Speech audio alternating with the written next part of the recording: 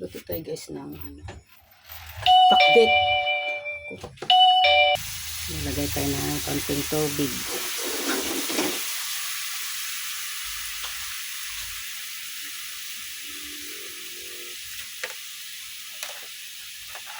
Lutuin natin yung karne guys. Luto tayong ginisang pinakbet.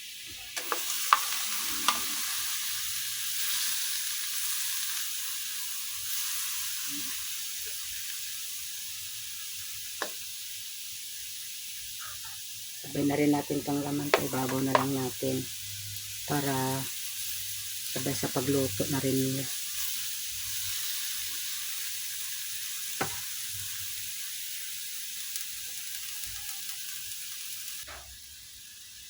Haluin natin.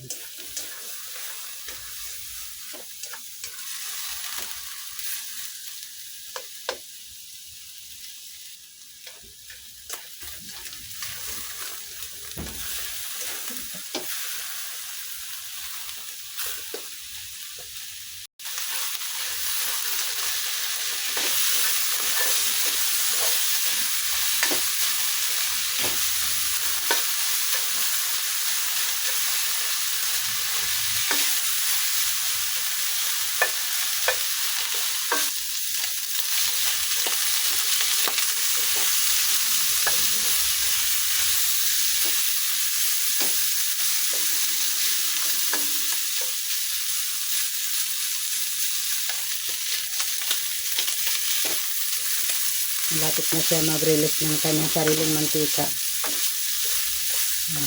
Ito na lang. Masarap na magluto ka ng gulay na ginisa o adobo man yan, ay dito tayo kukuha ng mantika sa ating isasahog. Unahin natin siya pagluto para mag-release siya ng sariling mantika at yun na rin ang ipanggigisa natin. Para makakatipid ka na sa mantika, di ba? At safe pa yung sarili mo sa pagkain dahil hindi masyado mamantika, no? At sariling mantika pa sa ating pangsahog sa karne. Alam natin na talagang safe yung ating kinakain dahil galing po sa karne yung ating mantika na ipinanggigisa. Yan, tsaga lang tayong magluto ng ganito. Yan, makakatipid ka na at alam mong safety yung safety ka sa kinakain mo dahil yung mantika niya ay galing sa karne ng ating pinanggigisa. Yun. So yun, na unti-unti na siya nagre-release na.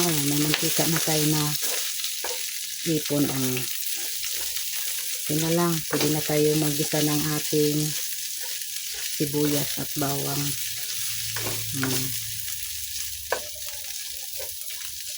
Sakto, pag na golden brown na yung ating karne, may mantika na tayong na kuha dito sa ating karne. Yan. Paanin lang natin pa brown-brownin pa natin. Yan, pwede na tayo maggisa. May mantika na tayo nakuha sa ating karne, Yan, pwede na. Makapag-gisa-gisa na tayo niyan.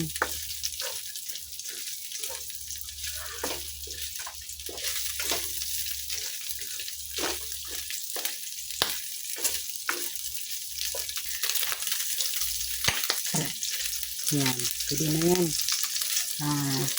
Gigisa na tayo ng ating bawang at kamatis at sibuyas. Ayan guys, yung ating igigisa. Ayan, gisahan na natin. Ayan natin yung ating bawang.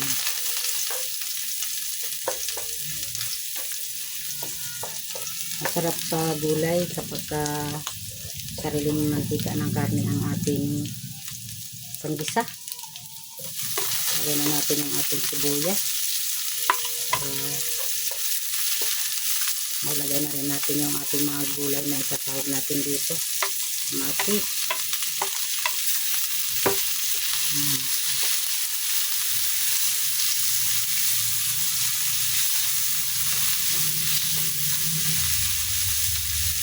Ito na natin.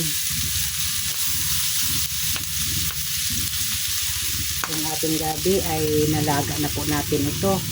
So, unahin muna natin yung ating kalabasa para kasi yung kalabasa natin ay yung matigas yan.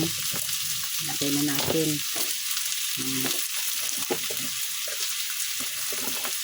Ay, pinakit yung ating lulutuin ngayon.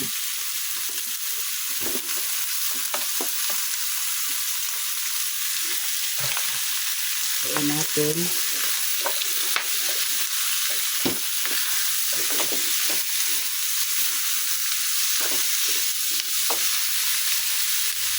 Lagay na rin natin yung ating gabi. Ayan. Nalaga na natin yan. So, medyo matigas yung gabi natin. Kaya nilaga ko na para mabilis maluto yung ating pinakbit. Yung ating takpan.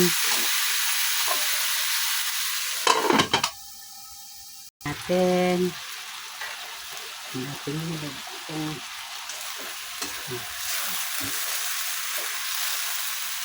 ilagay na natin yung ating sitaw. Sitaw natin. Sabay-sabay na natin yan. Yung okra at talong.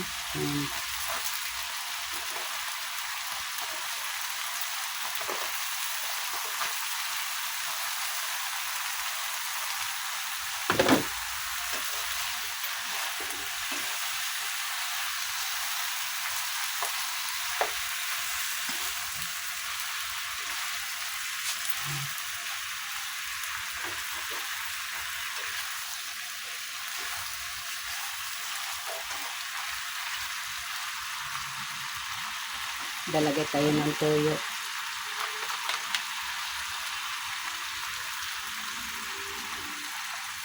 Tapos ating paminta.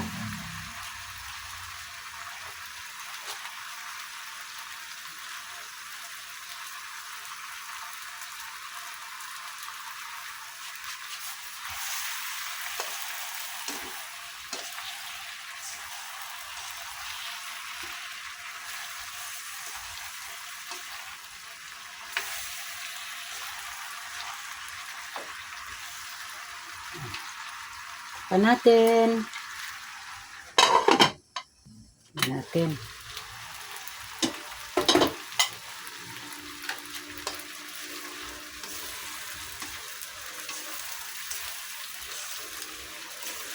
Luto-lutuin natin yung gulay bago tayo maglagay ng tubig para yung gulay ay hindi malagsa. Dahil naman siya masusunog guys kasi matubig naman yung ating ibang gulay dyan tulad ng talong.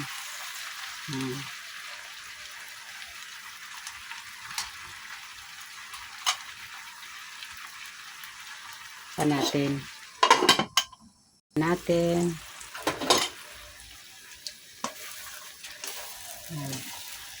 Tubig yung ating talong.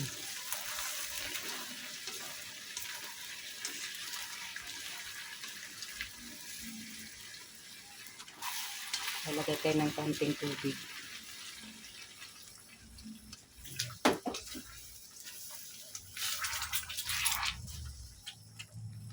Sarap, maraming talong, kalabasa. Tapos maglalagay tayo ng yan gabi para maglapot yung ating pinakbit. Yan ang ko dyan. Na kailangan maglagay ka ng secret na mga ingredients nyo para maglapot. Gabi lang sapat na. Kaya kailangan maglalagay ako kasi yan ang gusto ko. Gabi. So, maglagay tayo ng kaunting asin. Balance dun sa nilagay natin toyo. Kunti lang para naman magbabalance yung ating lasa ng ating gulay. Ayan. Kunti lang. Maglalagay pa tayo ng kaunting patis para masarap yung ating niluto.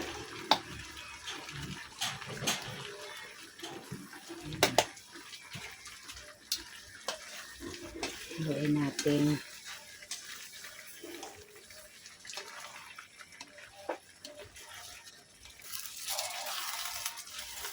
So, yung lalim is lang yan. Takpan natin.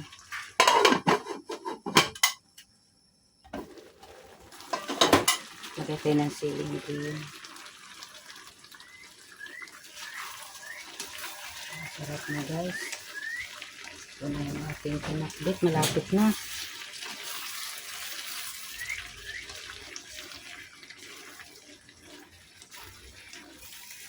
Ang pinakbit na may konting sabaw-sabaw. Magantay ng konti pa para masabaw-sabaw yung ating pinakbit. Yan.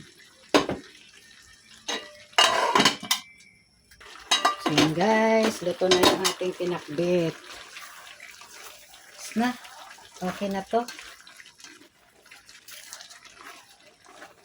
Ito na, maraming salamat sa inyong panonood. Kain na. Pwede na. Thank you.